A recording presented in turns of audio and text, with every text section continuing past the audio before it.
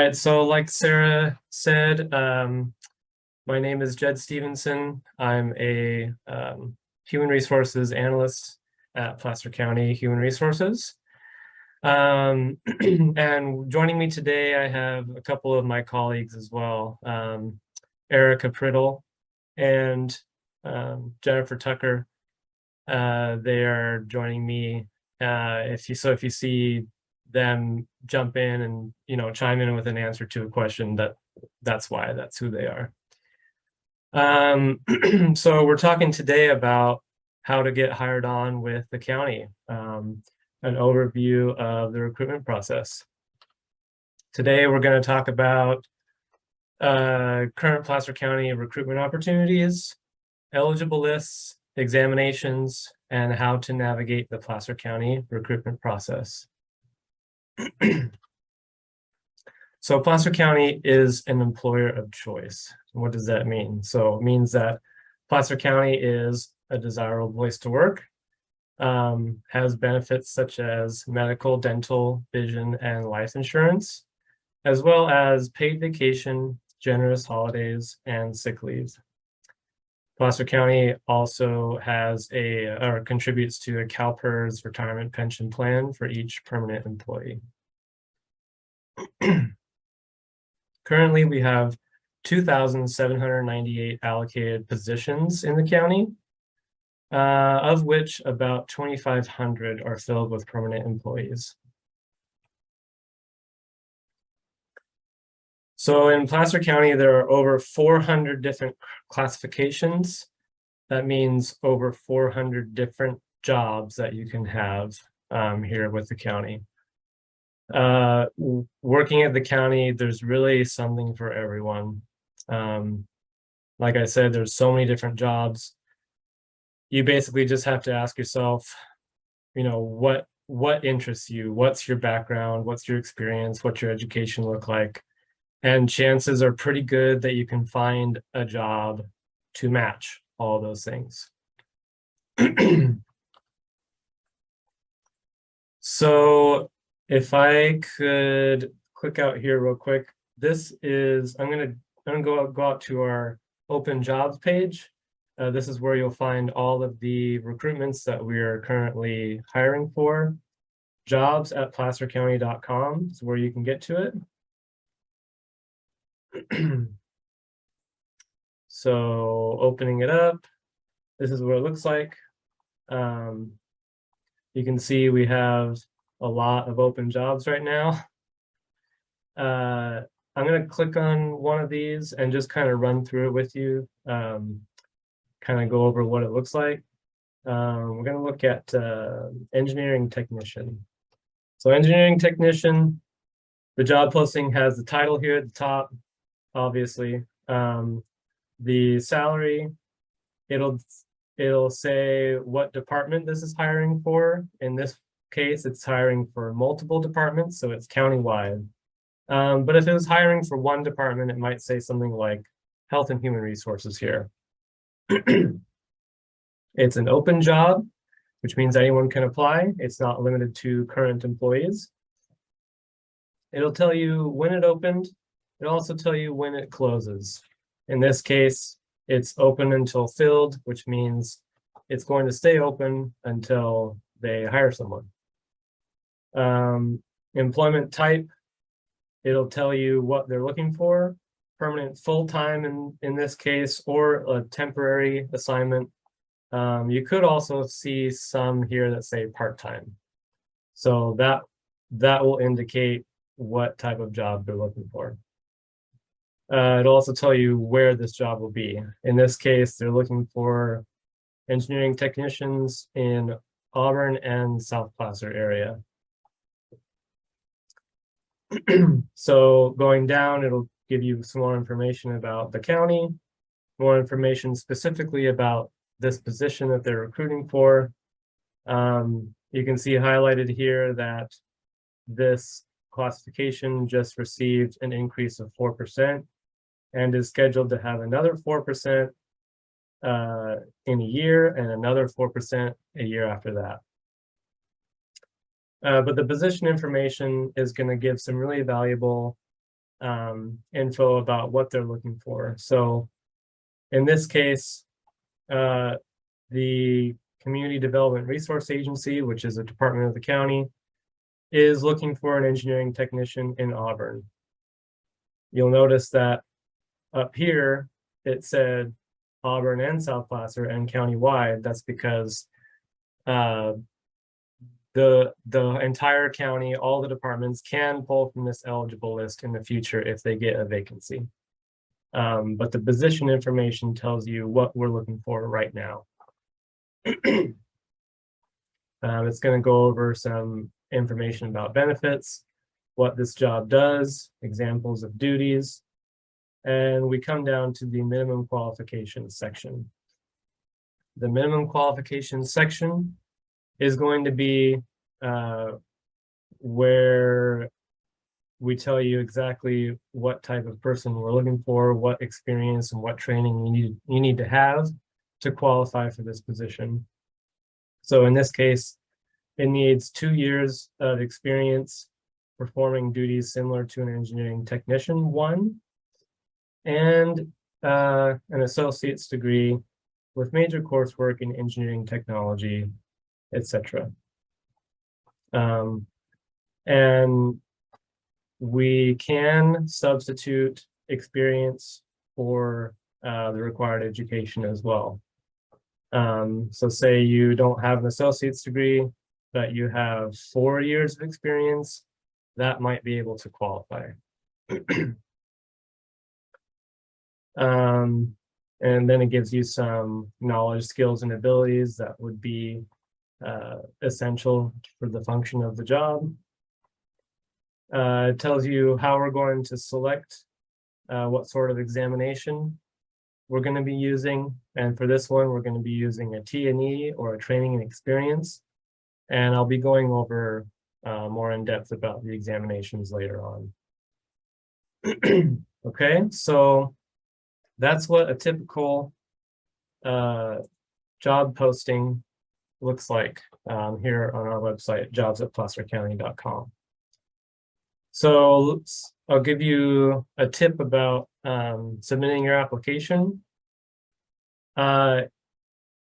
So you might have a ton of experience, relevant experience. You might be the best employee for this position, but if you don't write it in your application, then there's no way for us to know about it. And this does come up sometimes where, people just think, oh, well, I didn't put that because I thought it was implied, or, I thought you knew, or whatever. And that's not how it is. Unless you spell it out clearly in your application, we will not know about it. We won't know about your experience. We won't know about your education. You need to be sure to describe exactly how your experience and your education fits with the job posting. Because, you don't want to have all this experience, but not put it on your application and then be denied because you don't have the experience. So be sure to go through your application, be very thorough about everything that you can think of, put it on there, and also really proofread your application as well. Make sure that your application is accurate, it's correct, and it gives a good impression of you as a candidate. All right, so in Placer County, what happens when there's a vacancy? So one of 2 things happens. When a department says, hey, I want to hire for this classification. We look to see if we already have an eligible list in place. And if we do, then great, then we can give that eligible list to the department that's requesting it, and they take the applications off of that list and they do their interviews and they make their hire.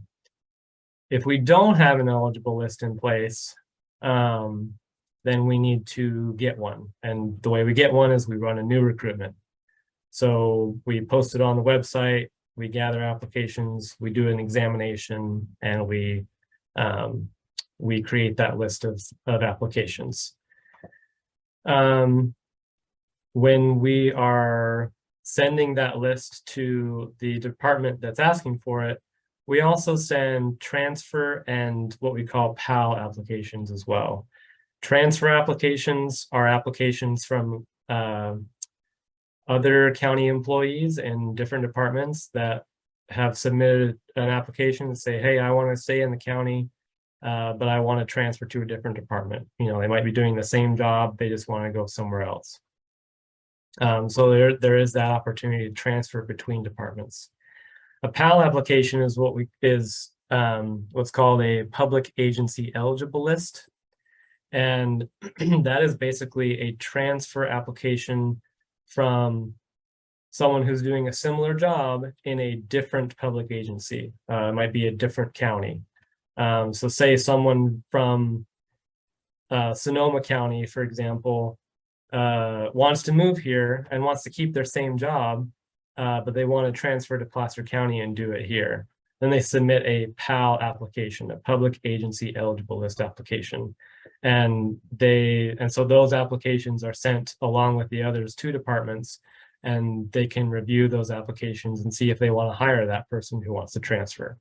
So that's another kind of perk about working in a public agency, is there is the opportunity to transfer between them. So eligible list. I caught the end of the previous presentation where she was talking about eligible lists, but I'll go over it again.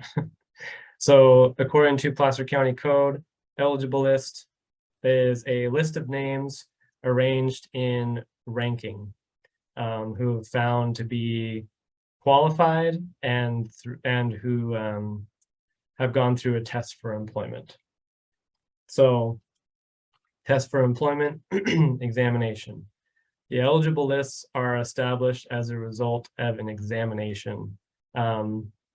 Each candidate goes through an exam, and then they are ranked on that eligible list according to their performance in that exam.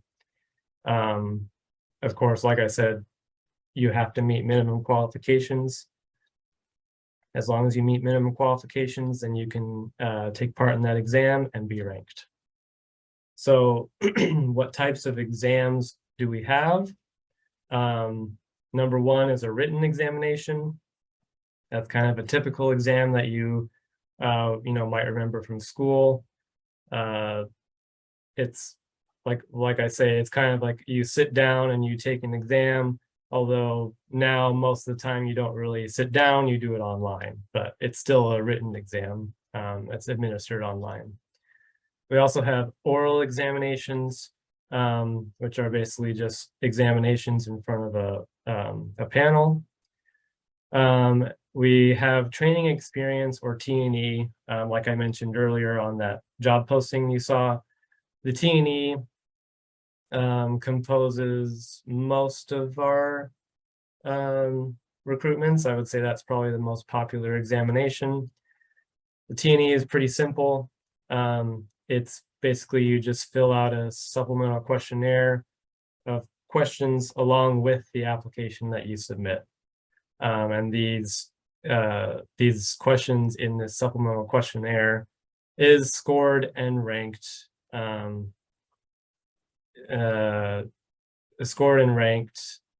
just like a normal exam. There can be some parts of it that are unscored for the purposes of, the hiring process for the department. But the majority of the time, the T&E is used as the basis for the ranking. We have a performance examination, which can be like a examination of your physical abilities, maybe sometimes like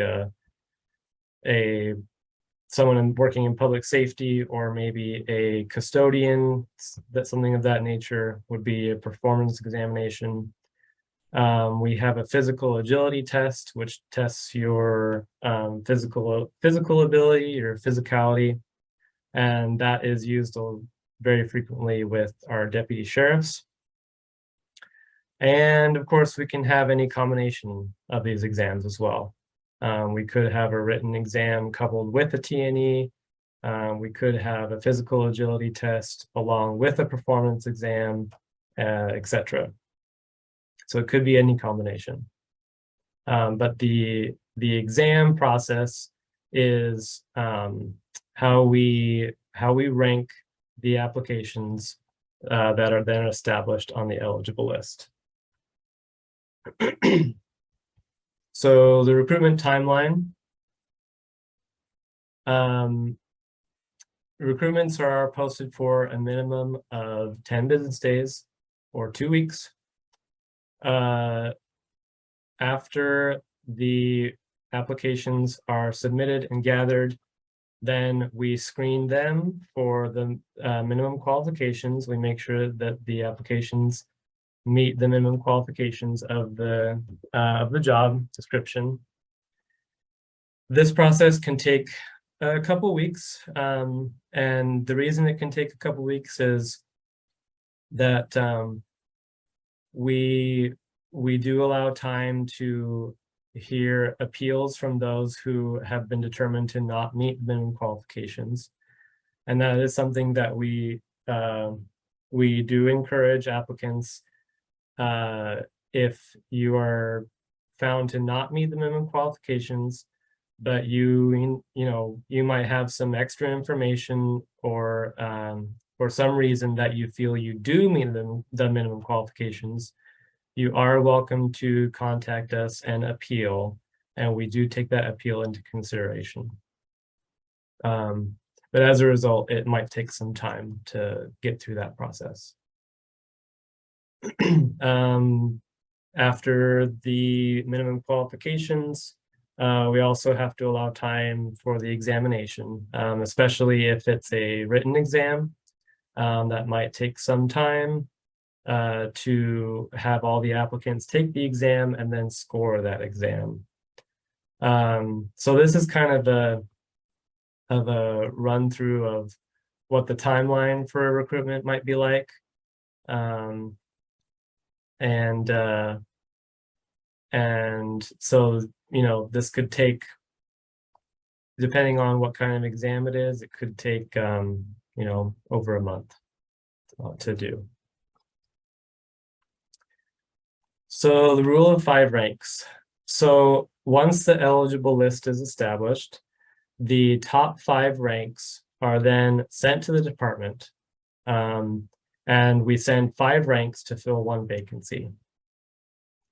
If the department has 2 vacancies, then they get an additional rank, 6 ranks, and so on. But most of the time, it's for 1 vacancy, so they get 5 ranks. Each rank can have a range of people in it, meaning it's not just 1 person per rank. There's a range of scores, so that means there can be multiple people in each rank. Whether you're in rank 1 or rank 5, everyone who is sent to the department is eligible to fill the vacant position. Placer County does not have to exhaust rank 1 before they go to rank 2. The department is free to look at anybody in those 5 ranks. So just because you're in rank 5 doesn't mean that you're never going to get the job. And likewise, just because you're in rank 1 doesn't mean you definitely will get the job. They're going to look at everybody in those 5 ranks. And they'll look at those and determine who they want to interview, and then they'll contact those people for interviews. So eligible lists are active for at least 6 months, and then they're reviewed every 6 months after that to determine if we want to extend it, or if we feel like the eligible list has run its course and we need to close it and make a new one. Once it gets to 2 years, however, that is the maximum, and they are automatically closed.